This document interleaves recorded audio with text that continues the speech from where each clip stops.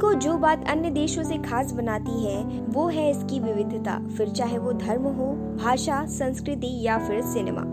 भारतीय सिनेमा बहुत सी entertainment industry का मेल है और ऐसे ही कुछ कलाकार हैं जिन्होंने इन सभी इंडस्ट्रीज में बेहतरीन काम करके अपना नाम कमाया है। और ऐसे ही एक नाम है अभिनेत्री नगमा का, जो कि हिंदी फिल्मों के अलावा तेलुगु, तमिल, कन्नड़, मलयालम, बंगाली, भोजपुरी, पंजाबी और अब मराठी जैसी भारतीय भाषाओं में विस्तृत रूप से काम करने के लिए उल्लेखनीय रही हैं। उन्होंने 1990 से लेकर 2009 तक कुल मिलाकर 68 फिल्में की हैं।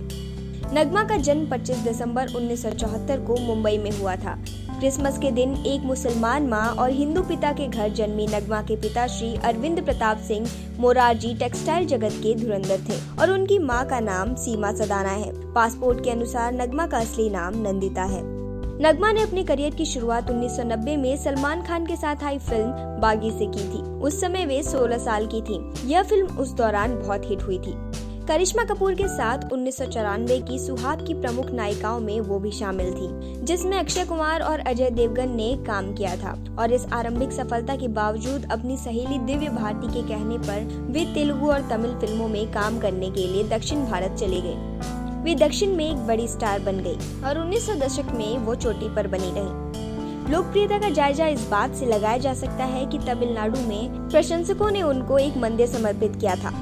तेलुगु में उनकी प्रमुख हिट फिल्मों में शामिल हैं 1993 में चिरंजीवी के साथ आई फिल्म घराना मोगुडू, अक्किनेनी नागार्जुन के साथ अल्लरी अल्लुडू और एनटी रामाराव और मोहन बाबू के साथ मेजर चंद्रकांत। उनकी मुख्य तमिल हिट फिल्में थी 1995 में सुपरस्टार रजनीकांत के साथ बादशाह और 1994 में प्रभुदेवा के साथ कादलन। इस दौर में उनका ज्यादातर प्रदर्शन ग्लैमर उन्मुख रहा। हालांकि कुछ समय बाद नगमा वापस मुंबई लौट आई।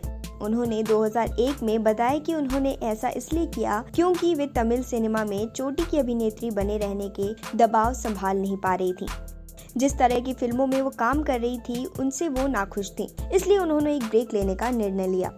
फिर से बॉलीवुड में रहते हुए उन्होंने बड़ी हिट फिल्मों में सहायक भूमिकाओं पर ध्यान केंद्रित किया, जैसे कि 2000 की चल मेरे भाई, जिसमें वह दोबारा करिश्मा कपूर, सलमान खान और संजय दत्त जैसे अपने पूर्व सहयोगी कलाकारों के साथ जुड़ी रहीं। 2006 में उन्होंने राज बब्बर के साथ एक जिंद एक जान के जरिए पंजाबी फिल्मों में शुरुआत की।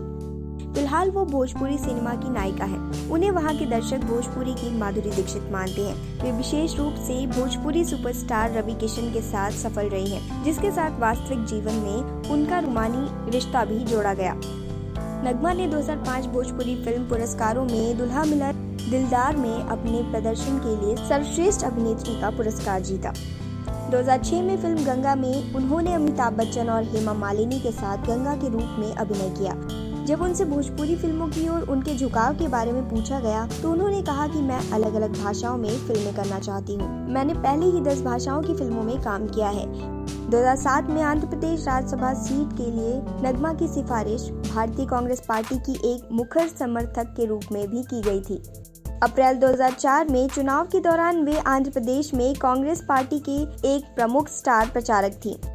जब 2014 में लोकसभा चुनाव में नगमा के मेरठ हापुड़ सीट से कांग्रेस की उम्मीदवार होने की घोषणा हुई, तब मेरठ में हर किसी की जुबान पर उनका ही नाम था।